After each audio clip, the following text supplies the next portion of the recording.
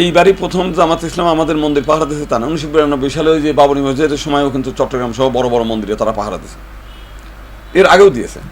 এবং আপনারা জানেন যে উত্তরবঙ্গে একবার হচ্ছে করতোয়া নদীতে একটা পূর্ণ স্নান করতে গিয়ে বহু লোক ডুবে মারা গেছে।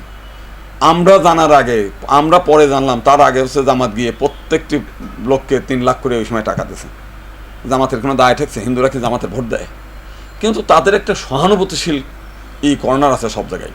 এর আগে আমরা দেখেছি টাঙ্গাইলে একটা ফ্যামিলি খাবার পায় না, চলতে পারে না। বাংলাদেশে হিন্দুদের কিন্তু টাকার অভাব নেই, অনেকেই 100 কোটি টাকার মালিক, 200 কোটি টাকার মালিক, কিন্তু ওই হিন্দু পরিবারকে 1 লাখ টাকা দিয়ে প্রতিষ্ঠিত করে দেয়া এই জিনিসটা কিন্তু করে নাই। কিন্তু জামাত কিন্তু তাদের ফ্যামিলির, তাদের ঘর করে দিয়েছে। তারা যাতে ভবিষ্যতে মাসোহারায় একটা মহিলা আছে, তাকে মাসিক যেমন হচ্ছে আমাদের সরকারি যেমন এই দেয় না, ভাতা দেয়, মাসোহারা এখনও পর্যন্ত দেয়।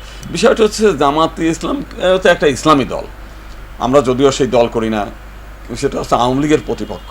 কিন্তু মানে সেদিনও জামাতের আমির সাহেব উনি বলতেছিলেন, দেখেন আমরা মানুষের সেবা করি, কে হিন্দু মুসলিম, কে হিন্দু কে মুসলিম এইটা না, রাজনীতি আলাদা বিষয়, কে ভোট দেবে কে দেবে না। আমি একবার প্রফেসর গ্রামীণ ব্যাংক ইসলামী ব্যাংকের এক ভাইস চেয়ারম্যান ছিল ইউনুস সাহেব, আমি ফেনীতে গিয়েছিলাম কোনো একটা কারণে, গিয়ে ওখানকার জেলেরা বলছে যে প্রত্যেক জেলে পরিবারে যা জাল কেনার টাকা উনি দিয়ে দিয়েছে, ভোটের আশায় না, কারণ হিন্দুরা ভোট দেবে না সে জানে। কারণ উনি মনে করে যে আমরা দেশের সেবা করি, দেশের জনগণ বিপদগ্রস্ত থাকলে তার সেবা করা একটা নৈতিক দায়িত্ব। এই মানে উনি সেদিনও বললেন এই বিষয়টা, এবং সে কথাটা আমরা ইউনুস সাহেবের কাছ থেকেও শুনছি।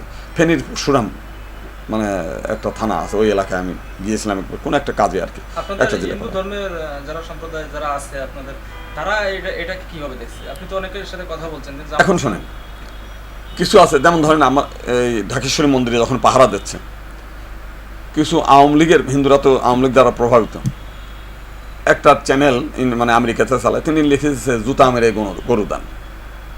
আজকে দেখেন কথার কথা, যদি ঢাকেশ্বরী মন্দির কোনো লোক নাই, রাতের বেলায় ওই যে যারা টুকাই আছে না গদা ইকবালের মতো, ওই যে যদি ওইখানে একটা প্রতিমা ভেঙে ঘুরিয়ে ফেলাই দিয়ে আসলে পরের দিন দোষ হবে কার? জামাতের। জামাত কিন্তু এই দায় থেকেই নিচ্ছে যে অকারণে আমাদের ঘরে পড়বে। এবং গতকাল রাতে 12টার সময় ঠিক মানে বলছে, মানে এক ধরনের সংবাদ পাওয়া গেলো এই ঢাকেশ্বরী মন্দিরে তারা হামলা করবে।